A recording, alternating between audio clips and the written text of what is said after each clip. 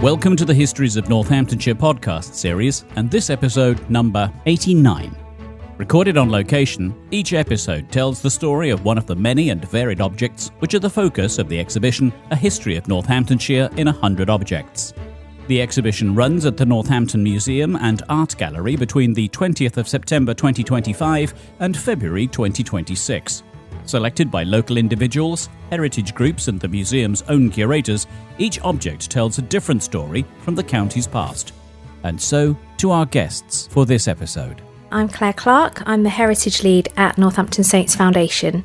I'm Jeff Allen, definitely ex-player, and wore this shirt, not particularly this one probably, but wore this shirt in my playing career. So we have a true saint in our midst. And Claire, we have you to explain what the object is. Jeff's already said it's a shirt, but is it more than just a shirt? Yeah, absolutely. It's the oldest shirt that we have, a Northampton Saints shirt. We've got some older England and international shirts, but actually as a Northampton Saints shirt, it's the oldest one that we keep in our archive. The Saints are known for black, green and gold. This isn't quite that. Is that the result of many years' worth of use? It's very much a match-worn shirt. Yeah, you can see that the stitching on it's worn, the colours have faded, the collar has got marking on it, but it's still in pretty good condition. It's 60 odd years old. And this particular shirt brings back memories of a certain player, I believe. Yes, so this has been donated to us by Jonathan Deeks, who is the son of Bez Deeks. And Bez Deeks was John Beresford Deeks. Yes. Jeff, quite a character for the team. Yes, he was a good player. In fact, he was the sort of guy who wasn't quite big enough for the position he wanted to play. Certainly by modern standards, he wouldn't be big enough for the position. But he was a very good player, very good on the basic skills. His tackling was devastating. He was a relatively small guy for the game of rugby football, but his ability to tackle people, when you were tackled by Bez Deeks, you didn't go anywhere. Did you play with him? Yes. So you knew what it was like to put on a Saints shirt in the same way that he would have done. What was the emotion in putting on a Saints shirt? Well, from a personal point of view, my father took me to the Saints for the first time when I was 3. And because I behaved myself, took me regularly from then on. So I knew all the players of the 50s. And then when I played for the Saints, you can imagine how proud he was for me to play for the Saints in the 60s. And that's when I first met Bez and played with him in a lot of Saints and Wanderers games. And what was the sense of camaraderie? Number one, you were part of a team. Number two, you were part of a very recognised team. And future and successive squads have gone on to, well, global success. I think of the William Webb Ellis Cup being won down under with a certain number of Saints players in there. The Saints have always been very much emblematic of Northampton. Yes, I would say the Northampton Saints are a world-known side, and that's why we get players from all over the world come and play for us today.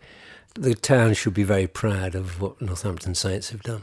This particular object takes us back to the 50s and the 60s, so we were talking about a different kind of rugby in those days, because it was an amateur game. Indeed. We all had jobs. We trained twice a week, Tuesdays and Thursdays. And we pulled the shirt on Saturdays. It was very much more relaxed in the sense that when we played, we always had a beer afterwards. Win or lose, we always booze was one of the things that we used to say. But we were so proud to play for Northampton. Truly, it was a sense of pride. Yes. Of that being identifiable as a Saints player. Yes. Claire, we now live in the professional age as opposed to the amateur age. So this particular shirt, that's an asset of the club. It's not owned by the player anymore. And those things often, post-match, end up in frames. They never ever see the light of day again. That's not the case with this shirt. No, well, this shirt has been kept in their loft, and it's only really...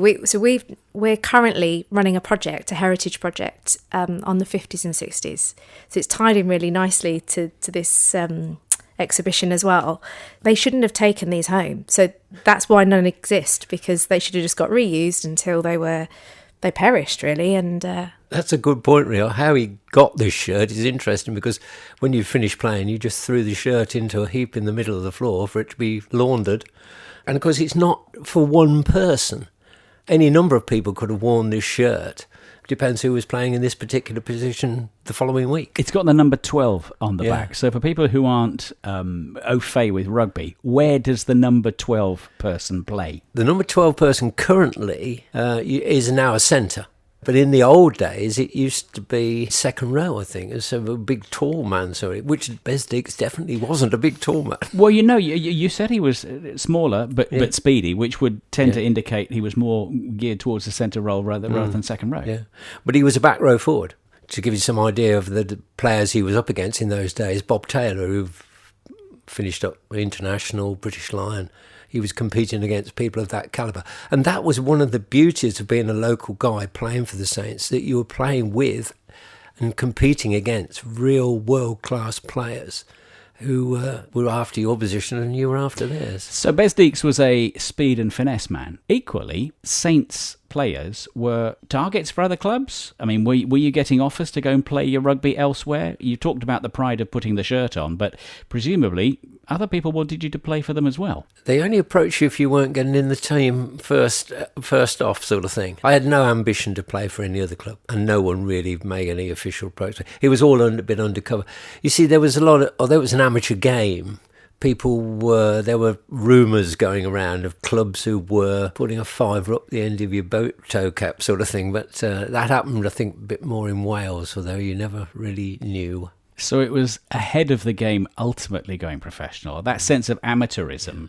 We'd perhaps look back at the amateur game through rose-tinted spectacles. From your point of view, as a Saint, as somebody who used to pull on a shirt just like the one that's in the exhibition, how did you view professionalism coming into the game?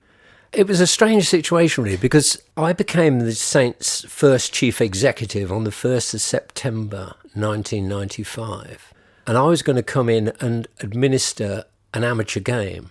A week before that came about, the game went professional. And suddenly we had to adapt, getting our best players signed up for our club before they all went off somewhere else for better offers. Because it was open house, really, because anybody could offer anybody anything. And we had to get the people signed up pretty quickly. So if ever a job had moving goalposts, mine did in those 7 days between taking office and the game going to a professional game. And now, Claire, with it being the professional game, the Saints it's a multi-million-pound organisation. It has now absolutely disappeared into the distance compared to what the amateur game was like in the 50s and 60s, when Besdix's shirt would have been on Besdix's back and that of other Saints as well. What's your view of this particular shirt as you look at it now, and how it embodies a very important part of Northamptonshire for what the Saints represent, but a very different sport compared to the days of Besdix and indeed Jeff here? It's really opened my eyes to how different the game is, because we're doing a lot of oral histories with past players and relatives. Yeah, the connection to the sport is so different from current players. And we actually did a reminiscence session with some other people, and we had this shirt on display, and it was amazing the amount of people that went over and couldn't believe that that's what they played in.